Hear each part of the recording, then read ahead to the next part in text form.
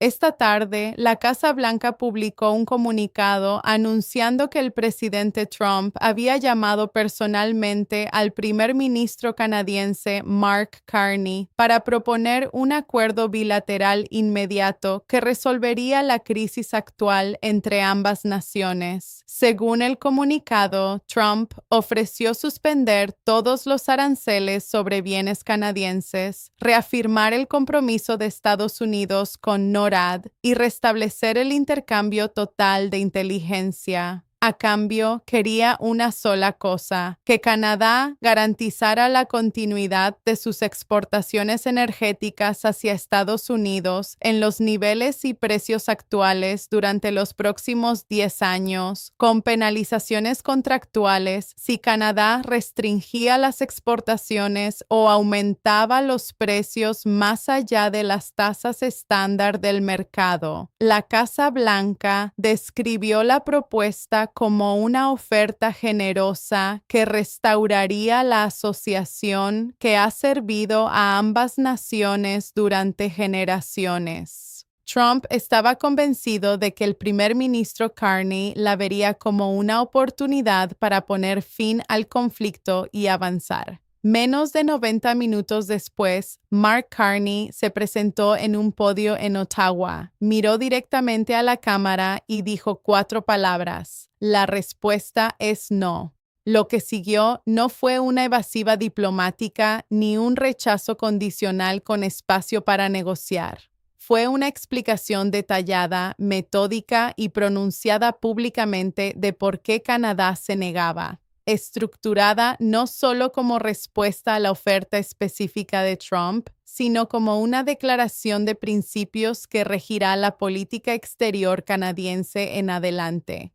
Cada palabra fue calculada, cada frase estaba dirigida no solo a Washington, sino a cada capital del mundo que estaba observando. Canadá acaba de decirle no a Estados Unidos. Y al hacerlo, ha alterado fundamentalmente la arquitectura del poder en América del Norte, de maneras que la Casa Blanca no anticipó, que los mercados energéticos valoraron inmediatamente como creíbles y que no pueden revertirse con ninguna declaración o contraoferta posterior de Estados Unidos. Para entender el peso completo de lo ocurrido, hay que entender exactamente qué propuso Trump, porque los términos específicos de la oferta revelan hasta qué punto Washington malinterpretó la posición de Canadá antes de esta negociación. La llamada telefónica tuvo lugar a primera hora de la tarde. Trump abrió diciendo que la disputa había ido demasiado lejos y que era hora de cerrar un acuerdo. Dijo que estaba dispuesto a darle a Canadá todo lo que había estado pidiendo públicamente: eliminación de aranceles, continuidad de NORAD, restauración del intercambio de inteligencia y una declaración pública respetando la soberanía canadiense.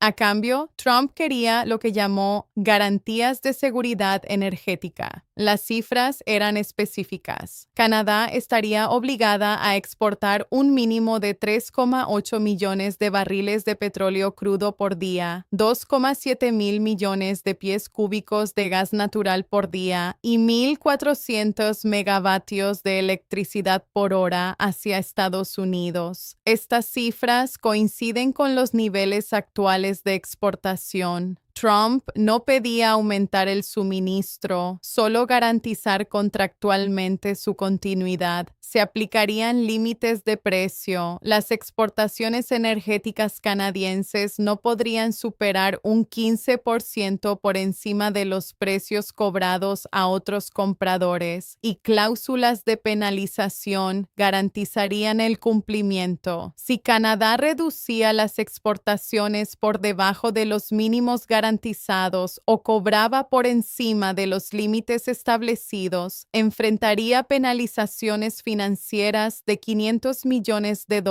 por mes. Trump le dijo a Carney que era un acuerdo ganar-ganar. Canadá obtiene alivio. Estados Unidos obtiene seguridad. Ambos avanzan. Lo presentó como un favor personal y urgió a una aceptación inmediata antes de que la oposición política en Washington hiciera imposible sostener la oferta. Carney escuchó toda la propuesta sin interrumpir. Luego dijo que consultaría con su gabinete y el Parlamento antes de responder. Tendría una respuesta en 3 horas. La llamada terminó. Carney convocó de inmediato una reunión de gabinete de emergencia que duró 45 minutos. Su evaluación de la oferta de Trump, según fuentes presentes, fue precisa y sin ambigüedades. Esto es una trampa. Aceptar significaría firmar la cesión de la soberanía de recursos de Canadá. Significaría aceptar que Estados Unidos puede dictar qué hace Canadá con los recursos canadienses y eliminar toda capacidad de presión durante la próxima década. Trump o cualquier sucesor podría hacer lo que quisiera con respecto a Canadá durante ese periodo y Canadá no podría responder ajustando su política energética porque estaría contractualmente prohibido. Carney enmarcó la decisión en términos que iban más allá de este acuerdo específico. Aceptar significa aceptar que Canadá es un estado proveedor y Estados Unidos es el estado cliente. Aceptar significa estatus subordinado, y él no entró en política para convertir a Canadá en subordinado de nadie. Comprender el rechazo de Carney exige leerlo no como una simple conferencia de prensa, sino como un documento legal y diplomático, en el que cada frase fue diseñada para cumplir un objetivo institucional específico y para ser entendida por múltiples audiencias al mismo tiempo. Carney comenzó confirmando los hechos. Trump había ofrecido la eliminación de aranceles, la reafirmación de NORAD y la restauración del intercambio de inteligencia, y había pedido que Canadá firmara un acuerdo de 10 años garantizando exportaciones energéticas en niveles específicos y con precios limitados. Carney confirmó la oferta con precisión y sin omitir nada. Luego dio la respuesta. Lo que siguió estuvo estructurado en torno a 3 argumentos distintos, cada uno abordando una dimensión diferente de por qué la propuesta era inaceptable, y cada uno con implicaciones que van mucho más allá de la disputa bilateral. El primer argumento fue la propiedad soberana.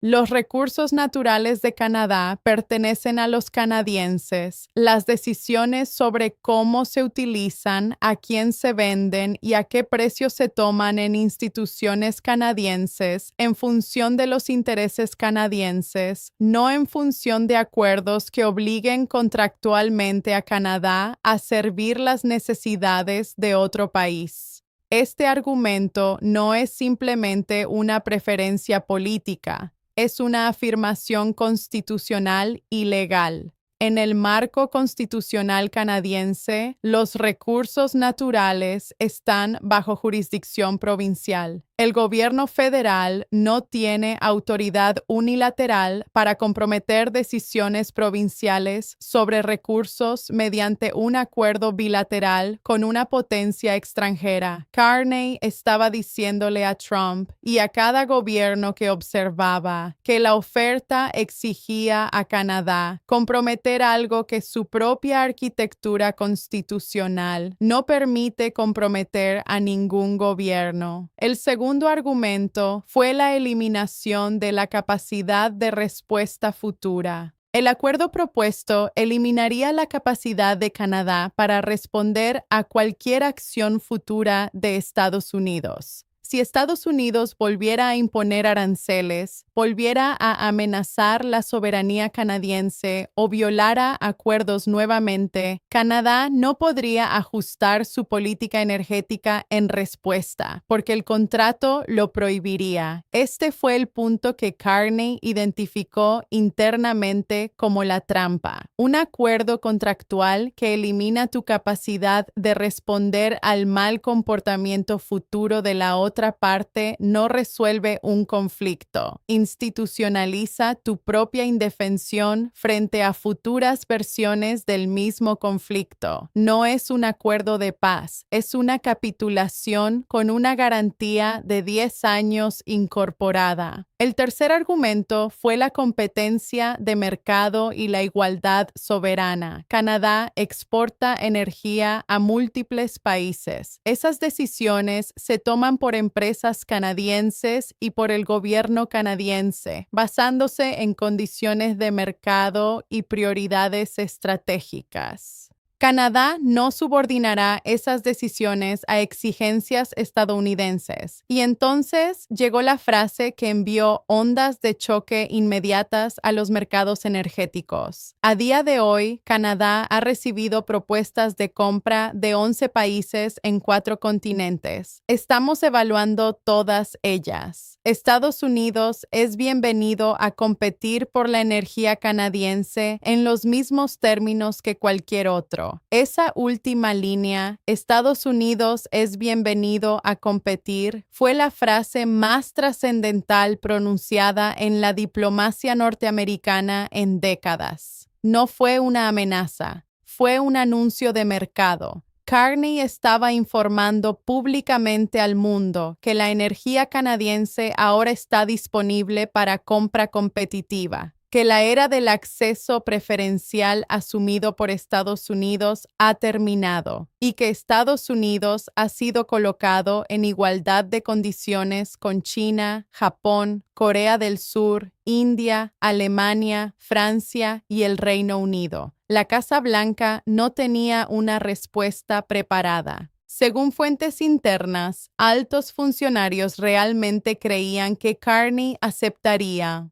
Habían estructurado la oferta para darle a Canadá lo que públicamente exigía: alivio arancelario, reconocimiento de soberanía, restauración de la alianza, mientras aseguraban los intereses energéticos estadounidenses. Cuando Carney la rechazó públicamente e inmediatamente, la administración pasó más de 1 hora sin producir una declaración coherente. Cuando finalmente apareció la respuesta de Trump en Truth Social, afirmó que Canadá había cometido el mayor error de su historia, que Estados Unidos no necesita la energía canadiense y que Canadá debería intentar venderle a China a ver cómo le va. Ese mensaje contradice hechos documentados que cualquier analista energético puede verificar en minutos. El 60% de las importaciones de petróleo de Estados Unidos provienen de Canadá, y la razón no es solo el precio o la proximidad, es la configuración de las refinerías.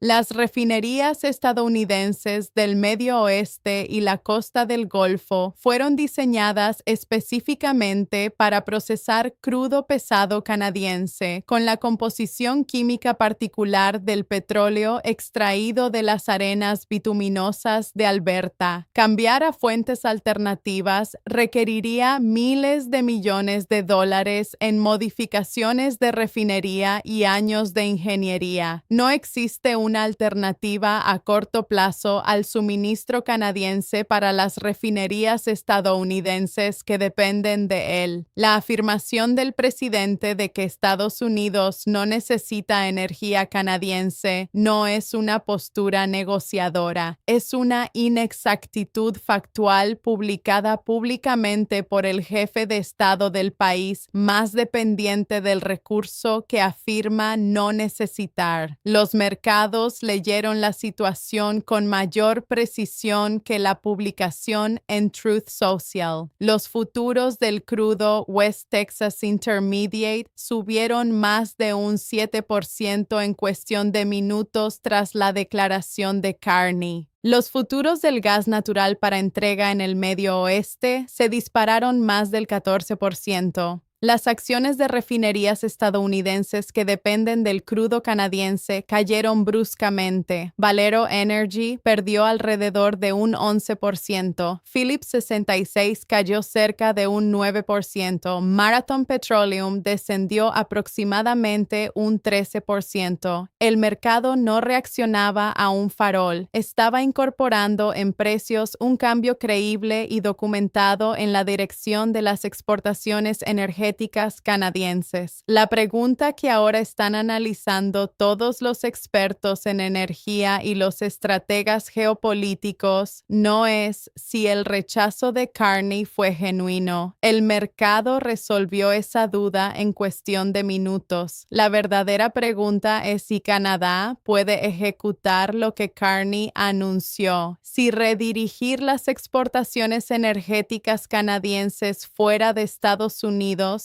es operativamente viable en un plazo que lo haga estratégicamente relevante. La respuesta honesta es que la infraestructura actual impone una limitación real, pero no permanente. Los oleoductos y redes de transmisión que hoy transportan petróleo, gas natural y electricidad canadienses fueron construidos durante décadas con un destino específico en mente: el mercado estadounidense al sur, el sistema Trans Mountain, Keystone, la red de Enbridge, las líneas de gas que cruzan la frontera norte. Todo fue diseñado, financiado y optimizado para flujo hacia el sur. Invertir o redirigir ese flujo no es técnicamente imposible, pero tampoco es simple ni rápido. Sin embargo, aquí está el punto crítico. Canadá no está proponiendo simplemente redirigir la infraestructura existente. Está proponiendo construir nueva infraestructura orientada hacia exportaciones por el Pacífico y el Atlántico. Y esa distinción es enorme. Nuevas terminales en la costa del Pacífico permitirían cargar crudo y gas natural licuado en buques con destino a Asia. Nuevas terminales en el Atlántico servirían a compradores europeos que actualmente dependen de suministro de Oriente Medio o Rusia, con todos los riesgos geopolíticos que eso implica. Estas terminales no compiten con la infraestructura hacia el sur, la complementan, crean una vía paralela de exportación que otorga a los productores canadienses una verdadera elección de mercado por primera vez. El cronograma estimado por analistas del sector energético es de 18 a 24 meses para capacidad inicial, si la construcción se prioriza y los procesos regulatorios se aceleran. El Fondo de Asociación de Seguridad Alternativa que Canadá solicitó a la OTAN incluye financiamiento específico para estos proyectos. Si ese financiamiento se aprueba y la votación que estableció el fondo sugiere que la estructura institucional ya está en marcha, la construcción podría comenzar en cuestión de semanas tras la confirmación de fondos. Los 11 países que han presentado propuestas de compra representan un mercado comprador que no existía hace apenas 6 meses. Entre ellos se encuentran China, Japón, Corea del Sur e India en Asia, todos importadores actuales de energía desde regiones más inestables y a precios que el suministro canadiense podría superar en competitividad.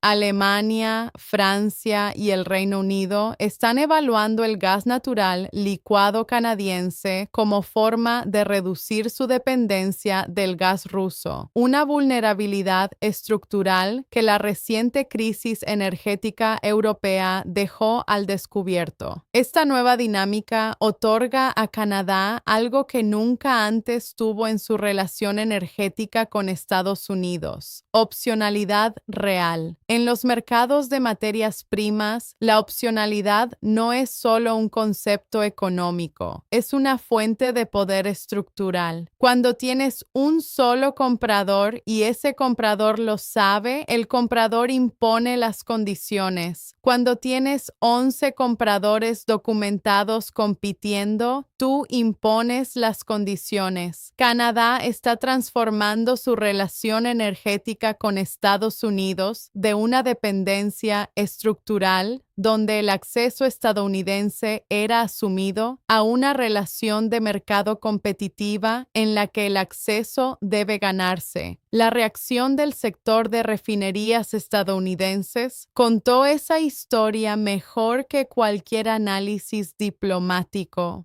Phillips 66, Valero, Marathon Petroleum no son símbolos abstractos, son instalaciones industriales que emplean a decenas de miles de trabajadores y que fueron diseñadas específicamente para procesar crudo canadiense. Una caída del 13% en Marathon Petroleum en una hora no es retórica. Es la evaluación del mercado sobre lo que significa la diversificación canadiense en términos operativos inmediatos. Algunos políticos estadounidenses afirmaron que Canadá volvería arrastrándose cuando se diera cuenta de que no tiene otras opciones, pero los 11 compradores documentados, el fondo de infraestructura, el aumento de los futuros de gas y la caída de acciones energéticas cuentan otra historia. Canadá tiene opciones y el mercado ya las ha valorado. Lo ocurrido no fue solo una disputa comercial, fue una demostración de un principio central en las relaciones internacionales. El apalancamiento no pertenece al país con el ejército más grande ni a la economía más grande.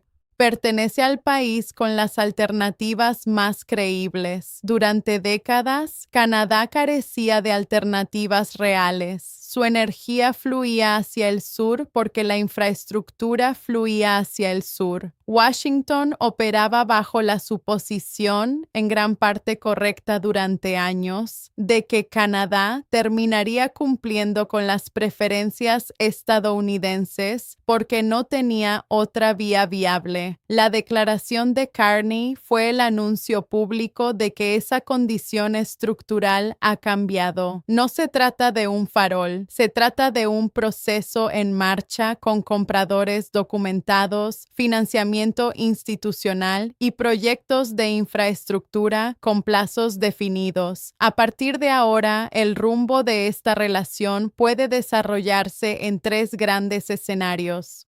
En el escenario de competencia abierta, varios países presentan contratos formales a largo plazo. Estados Unidos participa y compite en igualdad de condiciones. La energía sigue fluyendo al sur, pero bajo términos de igualdad soberana, no de acceso asumido. En el escenario de carrera de infraestructura, Canadá acelera la construcción de terminales. Los precios energéticos estadounidenses suben en previsión de menor disponibilidad futura. La dependencia se reduce estructuralmente. En el escenario de escalada de crisis, la reducción de suministro genera escasez interna en Estados Unidos suficiente para producir consecuencias políticas severas, forzando un giro completo en la posición negociadora estadounidense. Lo que Carney demostró es que la soberanía no es un eslogan, es un activo negociador. es algo que puede protegerse o cederse, y una vez cedido contractualmente por una década, no se recupera. La antigua relación entre Washington y Ottawa operaba bajo una suposición implícita. Estados Unidos asumía, Canadá cumplía. La oferta de Trump se basaba en esa suposición. Las 4 palabras de Carney demostraron que ya no es válida. Estados Unidos es bienvenido a competir, no a exigir, no a asumir, a competir. Eso no es una frase diplomática más, es una redefinición estructural de la relación. Y a diferencia de un arancel que puede revertirse por orden ejecutiva, una redefinición estructural respaldada por infraestructura, financiamiento institucional y compradores reales no desaparece cuando cambia el viento político. La respuesta fue no. Y seguirá siendo no hasta que Washington entienda que lo que se le pidió no fue obediencia, sino respeto ganado.